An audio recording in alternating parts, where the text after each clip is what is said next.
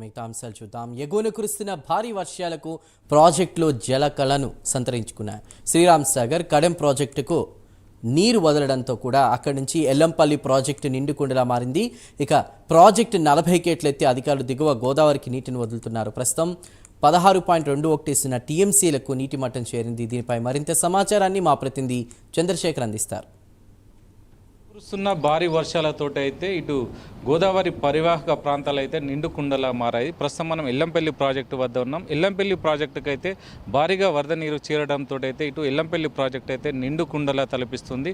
గతంలో ఎల్లంపల్లి ప్రాజెక్టులో అసలు ఎన్నడూ లేని విధంగా ఈ సంవత్సరం అయితే భారీగా వరద నీరు వచ్చి చేరుతుందని చెప్పవచ్చు. ప్రస్తుతం ఎల్లంపల్లి ప్రాజెక్టు సామర్థ్యం చూసుకుంటే 20 టీఎంసీలకు గాను 16 టీఎంసీల నీటి సామర్థ్యంతో అయితే ఇటు నిండు కుండలా తలపిస్తుంది. దీనికి సంబంధించి ఏదైతే ముఖ్యంగా చెప్పాలంటే ఇటు ఎస్ఆర్ఎస్పి నుంచి అదేవిధంగా కడెం ప్రాజెక్టు నుంచి భారీగా వరద నీరు వచ్చి చేరడంతో అయితే ఇటు ఎల్లంపల్లి ప్రాజెక్టు అయితే నిండు కుండలా తలపిస్తుంది. దీనికి సంబంధించి ఏది ఏమైనా కూడా ఇటు వచ్చిన నీరును వచ్చినట్టుగానే ఇటు దిగువ గోదావరికి అయితే విడుదల చేస్తున్నారు అధికారులు. సుమారు చెప్పాలంటే 3 లక్షల క్యూసెక్కుల నీటిని దిగువకు వదులుతున్నారు అధికారులు.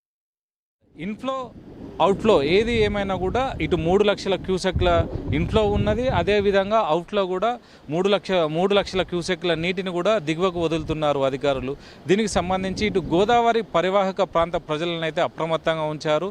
ఏదేమైనా ఇటు రైతులను కూడా ఇటు మత్స్యకారులు కూడా ఇటు ఎవరు కూడా గోదావరి పరివాహక ప్రాంతాల్లో వెళ్ళకూడదని అయితే ఇప్పటికే ఇటు రెవెన్యూ శాఖ నుంచి కూడా ఇటు పోలీస్ శాఖ నుంచి కూడా అప్రమత్తం జారీ చేశారు.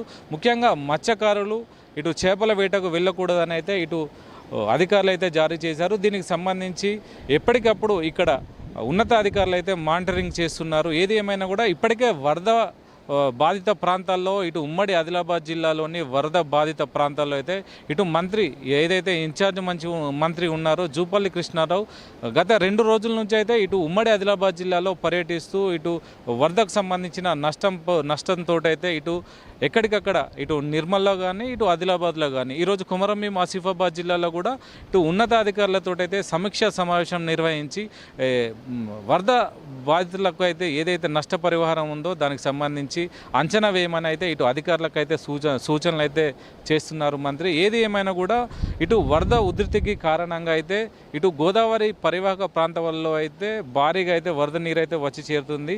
దీనికి సంబంధించి అయితే ఇటు ఎస్ఆర్ఎస్పి నుంచి 3 లక్షల క్యూసెక్కులు కాగా అదేవిధంగా కడెం నుంచి 70,000 క్యూసెక్ల నీరు, ఇది చెదర్మర్ నుంచి అయితే 2 లక్షల క్యూసెక్కుల నీటిని అయితే ఇటు ఎల్లంపల్లి ప్రాజెక్టులకు అయితే భారీగా వచ్చి చేరుతుంది. దీంతో ఇప్పటికే ఉన్న అధికారులు ఇటు ఎల్లంపల్లి ప్రాజెక్టులో అయితే సుమారు ఏదైతే ఇటు నంది పంప్ హౌస్ నుంచి అయితే 3,000 క్యూసెక్ల నీటిని అయితే ఇటు మిడ్ మానేర్కి అయితే ఎత్తిపోస్తున్నారు. అదేవిధంగా చూస్తే ప్రస్తుతం ఇటు హైదరాబాద్ మెట్రో వాటర్కి అయితే ఇటు 331 క్యూసెక్ల నీటిని, అదేవిధంగా ఎన్టీపీసీకి అయితే 121 క్యూసెక్ల నీటిని అయితే ఇటు అధికారులు అయితే నీటిని అయితే తోడేస్తున్న పరిస్థితి అయితే ఉంది. ఏది ఏమైనా కూడా ఇటు ఎల్లంపల్లి ప్రాజెక్టు నీటి సామర్థ్యానికి చూస్తే 20 టీఎంసీలకు గాను ఇటు ప్రస్తుతం మనం ఎల్లంపల్లి ప్రాజెక్టులో అయితే 62 గేట్లకు గాను 40 గేట్లను అయితే ఇటు నీటిని దిగువకైతే వదులుతున్నారు అధికారులు.